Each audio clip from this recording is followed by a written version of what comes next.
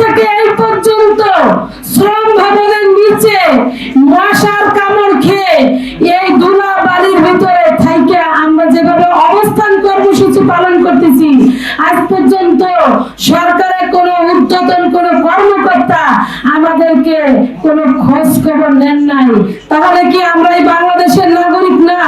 তো এই আউটসোর্সিং ঠিকাদারের মাধ্যমে নিয়োগ পাওয়ার পর থেকে আমরা প্রত্যেকটা মহিলা যে পরিমাণ নির্যাতন নিপীড়ন সহ্য করে আমরা পেটের দায়ে কাজ করি, সেটা হচ্ছে যে ঠিকাদারের আন্ডারে কাজ থাকলে আমরা প্রেগন্যান্সি অবস্থায় আমাদের কাজ করতে হয় এবং সেটা অনেক বেশি বেশি করে করতে হয়, যেমন ভারী কাজ করতে হয় এবং বাচ্চা হলে আমাদের ছুটি থাকে না এবং ছুটি যদি নেই তাহলে চাকরি থাকে না, পেটের দায়ে কিন্তু আমাদের কাজ করতে হয়।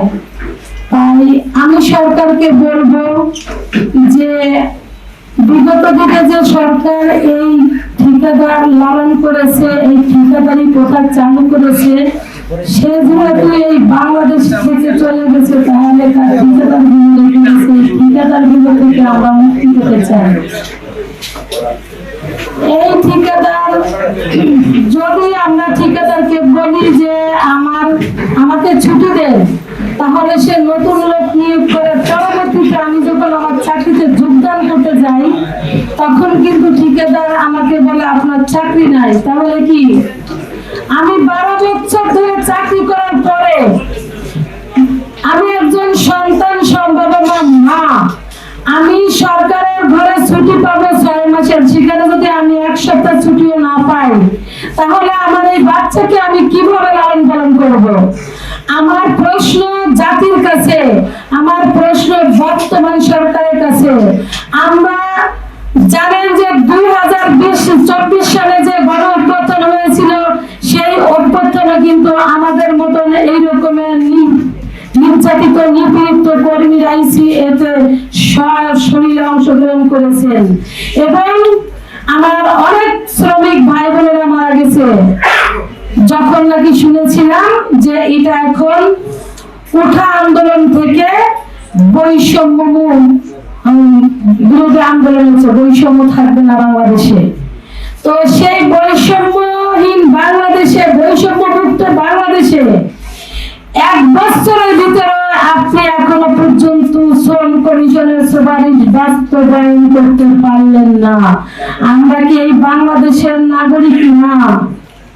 আমরা বলতে চাই, আমরা এই বাংলাদেশের নাগরিক হিসেবে একটা সরকারি প্রতিষ্ঠানে যেভাবে প্রত্যেকটা নাগরিকের অধিকার অনুযায়ী যেভাবে পানা আমাদেরকে আপনি বুঝিয়ে দিবেন, কারণ আমরা প্রত্যেকবারই যে সকল নির্বাচিত সরকার আছে কোনো না কোনো ভাবে আমরা অপদস্থ হই। তাই আপনি অন্তর্বর্তীকালীন সরকার, সকলের সরকার, আমাদের প্রাণের দাবি আপনি থাকা অবস্থায় আমাদের এই দাবি বাস্তবায়ন করে যাবেন। আগস্ট থেকে এই পর্যন্ত শ্রম ভবনের নিচে মশার কামড় খেয়ে এই ধুলা বালির ভিতরে থাইকে আমরা যেভাবে অবস্থান কর্মসূচি পালন করতেছি, আজ পর্যন্ত সরকারের কোনো ঊর্ধ্বতন কোনো কর্মকর্তা আমাদেরকে কোনো খোঁজ খবর নেন নাই। তাহলে কি আমরা এই বাংলাদেশের নাগরিক না? সরকারের কাছে আরো প্রশ্ন, আপনি যখন বলেছিলেন 17 আগস্ট 2024 সালে যে আপনাদের কারো চাকরি যাবে না, তাহলে আমার হাজার হাজার ভাই বোনের কারো চাকরি চলে গেল। আপনার কাছে একটাই দাবি, আমাদের ক্ষুধা পেতে সেবা নয়, অধিকার চাই, ভিক্ষা নয়। আপনার কাছে একটাই দাবি যে আমরা একজন মা হিসেবে এই ঠিকাদারকে এই বাংলাদেশে মুক্ত করেন।